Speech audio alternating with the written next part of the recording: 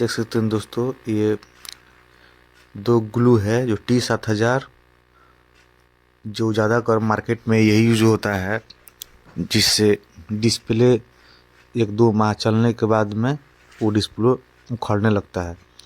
वही अगर आप G21 जो कि सनशाइन का है, उससे अगर चिपकाते हैं फोल्डर, तो आपका फोल्डर कभी नहीं निकलेगा।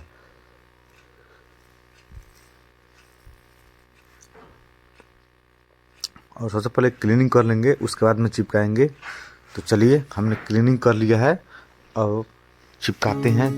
वीडियो अच्छी तो लाइक शेयर सब्सक्राइब जरूर कीजिएगा। आपको अपडेट इस चैनल पर मिलते रहेगा। Thank you.